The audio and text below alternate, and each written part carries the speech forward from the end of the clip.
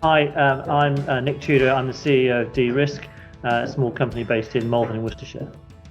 So D-RisQ is focused on the use of formal methods in various guises, largely to do with safety, but also to do with security and automating the use of those formal methods to develop applications that can be used in safety critical or security critical environments. So what we do is we take a lot of the mathematics that's been evolving, particularly over the last couple of decades, some of which we've done, I hasten to add, and the explosion in the availability of cheap processing and memory, and to be able to then do that very, very difficult mathematics, but to automate it and therefore make it accessible to a typical user. So you don't have to be a PhD from Cambridge or Oxford or anywhere else for that matter to be able to use formal methods and get benefit from them. We're embedding them in tools that enable other people to be able to get the power of it, to do proof instead of test. One of the things that a lot of processor manufacturers don't do is provide qualification evidence to go for safety. So if you're putting in things like CHERI is, the capabilities that go in there that stop you from doing unsafe things with pointers, for example, then what you're doing is effectively restricting the ways in which a program can go wrong, whether that's by malicious intent or by accident. So what we've looked at is how would the approach adopted here be useful for going into safety critical applications, specifically into aerospace. So as it happens, I'm one of a few people that wrote the software standard for civil aerospace. So all aircraft have to comply with the standard that what I wrote, to channel my inner Ernie Wise. That standard's been out for over 10 years now, and what we've been looking at is whether what has been produced by ARM and the project behind that actually gives any evidence to support certification against D-0178C in particular. And we've looked at Trusted Firmware-A and the SCP and had a look at those against what would be a standard audit kind of approach against that software. We're also going to try and look at it from a D-0326A perspective as well, which is to do with security and airworthiness.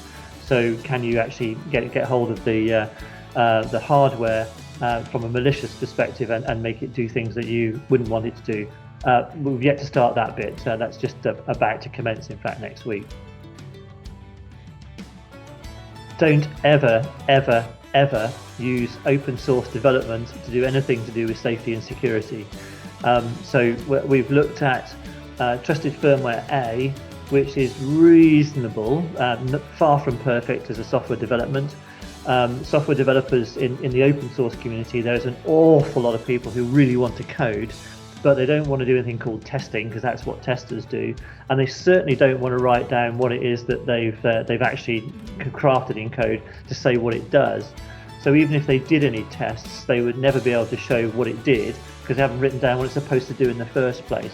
So what I'm finding is, and this confirms an awful lot of experience over the past 20 odd years, is that open source developments like this don't actually follow a software engineering approach. They follow more or less the kind of things that CHERI's trying to stop happening, which is the hackathon kind of approach to doing software, which is let's just get some code, and then if it kind of does the things that we want it to do, then it's okay, it must be good. That's not good enough for aircraft software, and frankly it shouldn't be good enough for any software. What's not clear to us is that if you carry on the way you've been carrying on for forever doing your programming, does CHERI actually stop you from doing bad programming? Because we can't see anything that stops you from doing what you've done before.